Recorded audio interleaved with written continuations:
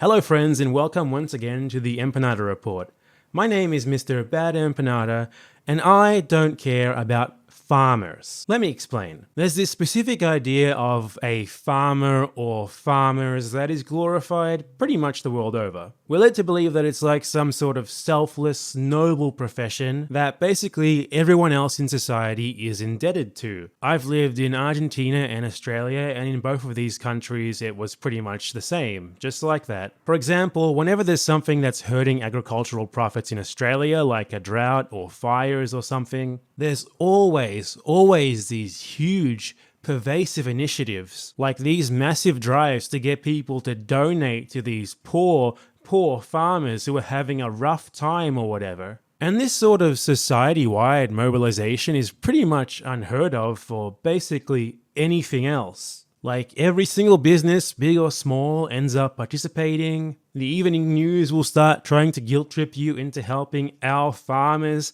Politicians will hold rallies and all that sort of thing, you know. Here's a prime example of that. This website called Aussie Helpers, with the slogan, helping the heart of our country. Aussie Helpers stays in touch with hundreds of farming families to ensure their well-being and survival through good and bad times, which basically means they give them your money. And in Argentina, whenever the government does basically anything perceived as negative to the agricultural sector, whether it's even slightly raising taxes or dialing back subsidies, there's this huge uproar in the papers, and the government is basically framed as the devil, who are going after the poor, innocent little farmers who just want to feed everyone. But no one ever talks about what a farmer in these cases actually is. Yes, including those so-called sympathetic farming families who vary greatly in their wealth, class status, the size of their land,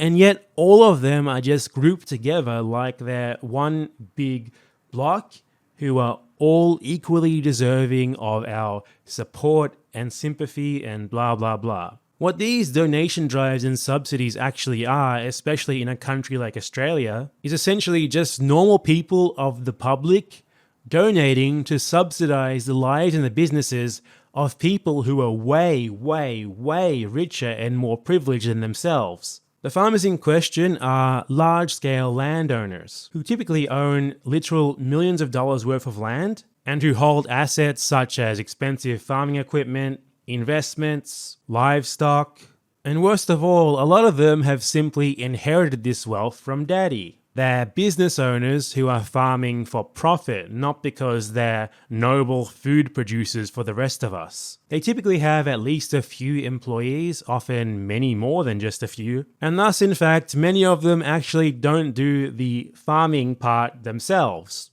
instead taking on purely administrative roles or simply paying other people to do everything for them. Yet when we talk about farmers, we're not talking about helping those wage-earning agricultural employees. No, we're talking about helping the landowners, the business owners, the literal millionaires who might not even be doing any of the actual farming themselves. According to the UN Food and Agriculture Organization, 72% of farms are less than 1 hectare. That's about 2.5 acres. But these small farms only make up 8% of the world's agricultural land. And often, these people don't even actually own the land that they work themselves. Rather, they pay rent to large landowners for the privilege. Only 1% of the world's so-called farmers own more than 50 hectares of agricultural land. Yet between them, that 1% owns 65% of the world's agricultural land. In Australia in particular, the average farm, according to the Australian Bureau of Statistics, is an absolutely ridiculous 4,331 hectares.